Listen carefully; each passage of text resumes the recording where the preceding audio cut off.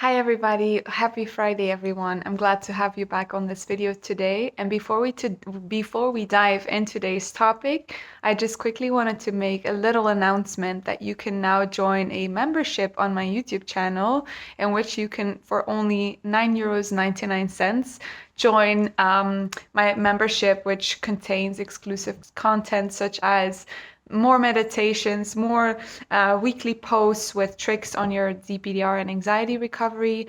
And also, I'll be doing live streams every now and then for you to be able to talk to me in person through the chat option.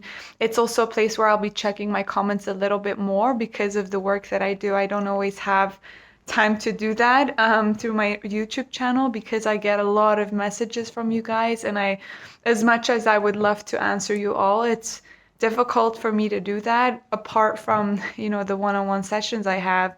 So I thought I would join this little membership so that you can, for a little price, have a little bit more personal contact with me. And also, if you enjoy my content and would like to support me as a content creator on YouTube, it would mean a lot to me to see you in this membership.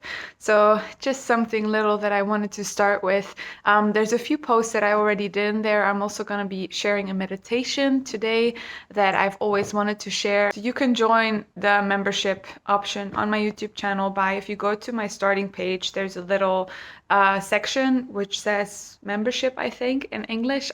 For me, it's in Dutch, so I don't know what the literal translation is. And if you click there, you can very easily sign up and see the exclusive content that I've already posted for you guys there.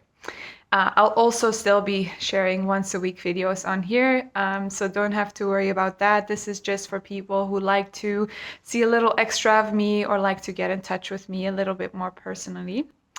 So for today's topic, I wanted to talk about resilience. So last week I made a video in which I kind of brought this up a little, and some of you actually requested for me to do a video on it. So I will be sharing that right now today. I think that most of you after this whole journey or during this whole journey with DPDR probably struggle with kind of the shock of how much stress came your way and how maybe incapable you felt of dealing with it.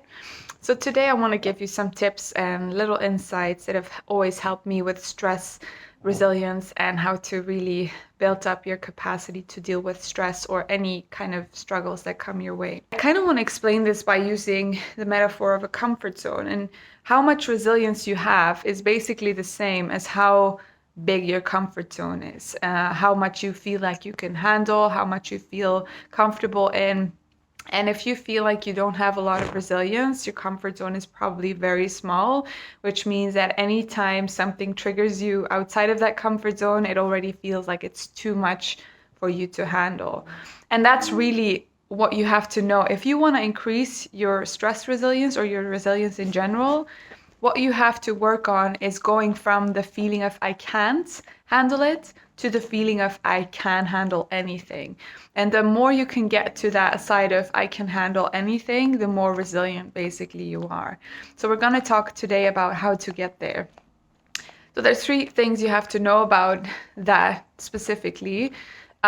First of all, in order to get to a place where you feel like I can handle anything, you need proof, which means you need to experience the fact that you can handle anything, because you can tell yourself this all you want, but you also need to have the proof of the pudding and actually see that, okay, I can actually do things and actually do well under pressure and perform well under stress.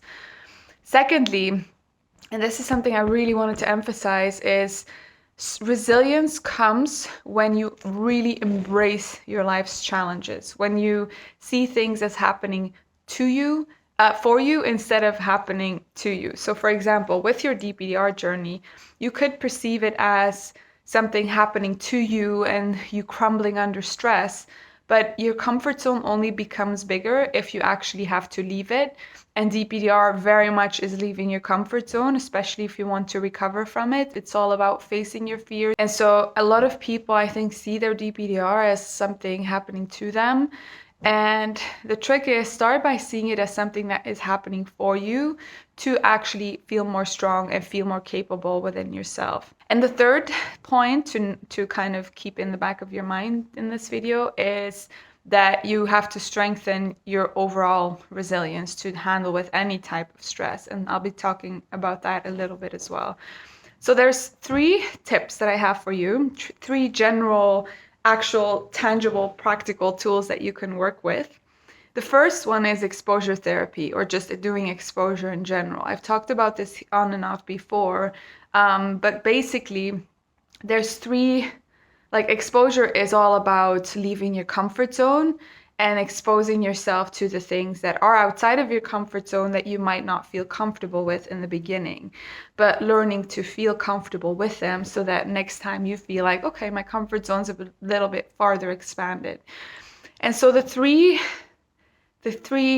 like notes, or the 3 things to really keep in the back of your mind when you do exposure is do it gradual, which means if your comfort zone is this small, don't do something that is this big, because it will be too shocking and you'll just withdraw even more. So when you do exposure, make little steps outside your comfort zone so that you feel just enough triggered.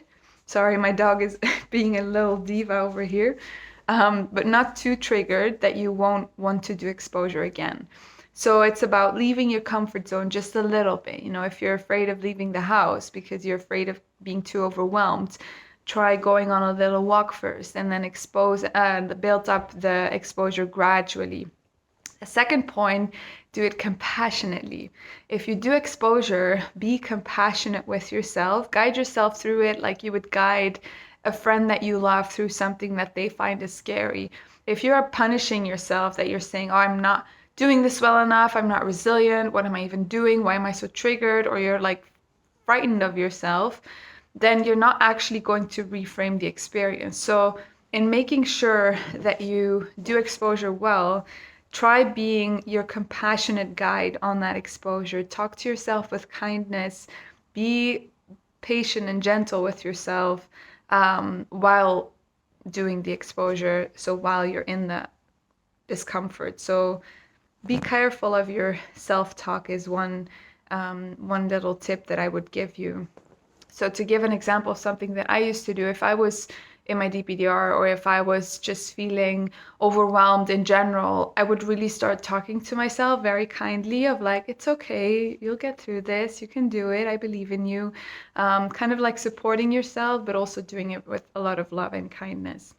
And the third part of the thing that you have to keep in mind is to really consciously reframe your experience. I think the mistake that a lot of people make in exposing themselves to things that feel overwhelming or too much or scary is that they expose them, so they do it, but they're just waiting to retrieve back in the comfort zone and they're not actually reframing the experience. So if you do something that feels scary, try be conscious with actually changing the way you look at it. So say that you feel very easily overwhelmed in crowds, to go there and not just go focus on, okay, just do it, and then go home.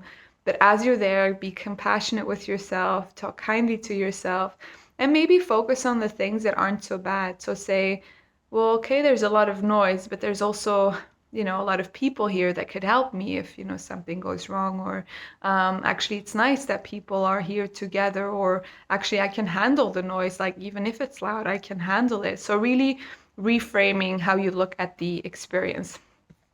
The second tip I have for you is really changing the story you tell yourself about who you are. So like I said in the beginning, when you feel like you're not capable of dealing with stress or you have low resilience, you usually have a belief that says, I can't do it, I'm not strong enough, I'm not capable. And while you might have these thoughts based on past experiences, if you repeat a thought so often, it becomes part of your identity and you'll start seeing yourself like that. And therefore you'll stop doing these things, right? So if you want to change your resilience, try and change the way that you look at yourself. And you can do that through affirmations. So really using affirmations to say, I'm strong, I'm resilient, I can do it, I am capable of dealing with stress, and really trying to connect with these affirmations. Another thing that you can do is doing visualization. So before you do an exposure, try and visualize yourself. Try visualizing yourself feeling strong, feeling capable, feeling powerful. Because if you show your brain that you're capable of being that person, it will be easier for you to create an experience as such. And the third thing is do things that make you feel powerful overall. Like that's another way that you can change the perception you have over yourself is take action and do things that will change the way you look at yourself, which brings me to the third tip, which is strengthening your overall resilience. And I have a few practical things you can do for this. So strengthening your overall resilience is just strengthening this feeling of I can do it. Something you can do, which might sound a little weird, but trust me, it works, is doing cold shower or cold like ice baths. It's a very perfect example of something you feel you really can't do, something you feel you really don't want to do, but you still can do it. And exposing yourself to incredibly cold temperatures is so uncomfortable. It's so outside of your comfort zone. But if you do it over and over, it actually expands that physical comfort zone and your capacity to deal with physical stress, because there's no such stress as being in ice cold water for your body. So that's one thing I'd recommend. Maybe look up some some videos or some content on how to do this properly. But every time I do it, I feel amazing and I just feel so much more at peace during my day because yeah, I don't know, I started my day off with something so powerful. Another thing is exercise. So any type of exercise really in which you push yourself to test your limits physically. If you've always felt weak, maybe go kickboxing, maybe go strength training, maybe go running, maybe go do something that will make you feel physically strong. It's maybe not a mental stress thing, but trust me when I say that if you feel physically stronger and if you, from experience of, pushing yourself and physically working out, then you will also feel more resilient in general. Third thing is learning to deal with difficult emotions instead of running from them. So create the habit of when you feel something, not just trying to numb it, don't like drink it away, don't try and distract away from it, but really just try and face these feelings and act in a way that you're not trying to make them go away. So say that you're very stressed on a Friday evening because you've worked all week and your way of dealing with that stress is to grab a drink and to just sit on the couch and drink the stress away. You're literally running away from that stress. You're crawling back into that comfort zone. And also, alcohol is probably the worst way to deal with stress because it only increases your stress the day after. So that's just one example, but you could also perceive this as when you play video games or when you just sit in front of the TV the whole night and watch television just to get rid of that stress. You are not actually dealing with it. So instead of that, try just doing a breathing exercise where you face your feelings or go on a walk and really just process everything that you're feeling. When you face something, you're actually increasing your resilience to it. So that's my third tip. And the last tip I have is to have goals and accomplish them. So a lot of resilience is actually about confidence and feeling like you're capable, like I said in the beginning. And there's nothing that will make you feel more confident than setting goals and achieving them, because it will make you feel like you can look after yourself and you can get things done and you can handle life if you really commit to it. And I think that the most difficult point of this for most people is the discipline to actually get started on all these things, because you're probably watching this and you're like, okay, I'm gonna do all these things, but in a few days' time, you probably will have forgotten about it as well. And so it's like, oh, back at square one. So find a way to make it consistent for yourself, and to really strive for the goals and try to really accomplish them. I haven't felt more resilient, I guess, ever in my life, and it's because I work out a lot, so I'm very physically active. I train myself, I push myself physically. Emotionally, I try to not run from my emotions. Would make me a little bit of a hypocrite if I would do that. So I meditate, I face those feelings. I don't let anything stop me. So I'll do whatever I want to do. I'll just do it. And if whatever comes my way, I'll just deal with it when it comes, and I'll see it as a challenge to deal with it. And lastly, I'm very, very focused on achieving goals and working towards them. And because I'm not abandoning myself and I'm making progress, it makes me feel very capable and very strong.